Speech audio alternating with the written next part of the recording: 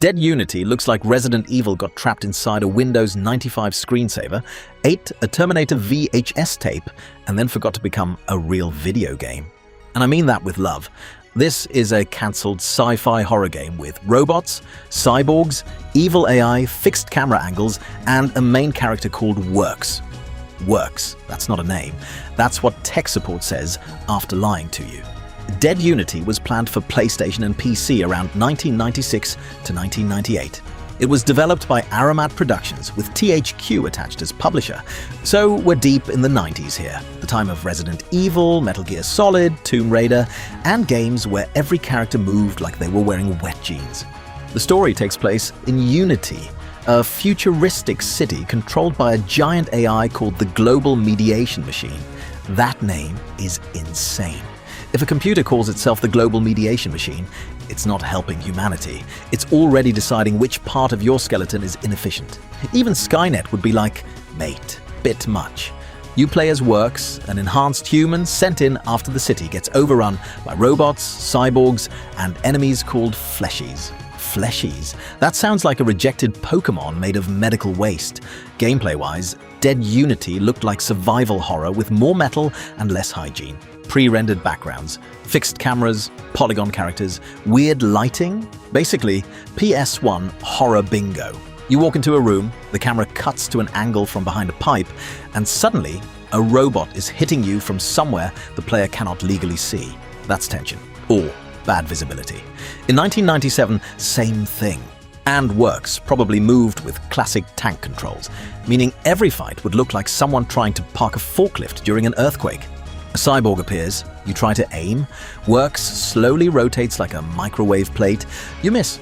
The cyborg does taxes on your spine. Cinema. The big gimmick was the ARM system, automatic reconfigurable munitions, which is the most 90s game phrase I've ever heard. It sounds like something Tony Stark would invent if he only had a PlayStation memory card and emotional problems. Promo material talked about over 100 weapons and enhancements. Over 100 for a game that never released. That's confidence. That's madness. That's a developer saying, yeah, we'll do Cyberpunk 2077. But before electricity was fully invented, Works wasn't carrying weapons. He was the weapons. At that point, his arm is less of an arm and more of a rejected Transformers character. Imagine sneezing and accidentally turning your elbow into a grenade launcher. That's not combat design, that's workplace danger. But honestly, Dead Unity looked cool. Really cool. It had that greasy, industrial sci-fi look where every corridor seems to smell like hot wires, old coffee, and one very stressed programmer. The city of Unity looked grimy and hostile. The enemies looked chunky and horrible, like someone asked a fax machine to evolve. And that's the good stuff.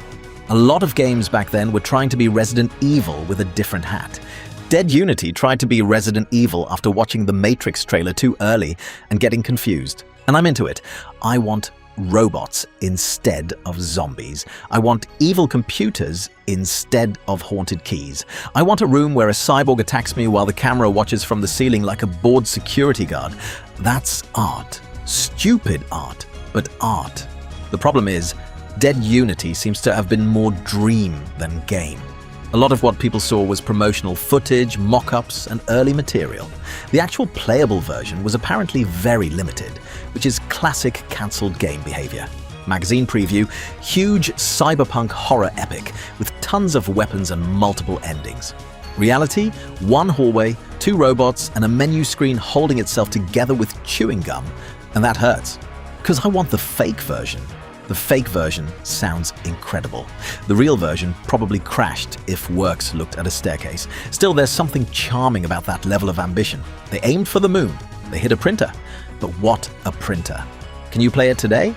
No, not really. There's no official release, no remaster, no easy demo, no secret Steam page waiting to jump scare us. You've got footage, screenshots, old press material, and preservation notes. So yes, the best version of Dead Unity currently runs on YouTube and disappointment. Final verdict? Dead Unity may not work. Which is awkward because the hero is literally called Works. But as a lost PS1 horror oddity, it rules. It's weird, messy, ambitious, and full of robot nonsense. Would it have been good? Maybe not. Would I play it immediately? Absolutely. So if you enjoyed this deep dive into cancelled 90s robot nonsense, like the video, subscribe, and come back next time when I uncover another forgotten game that looked incredible right before collapsing directly into a wall. See you on the next one.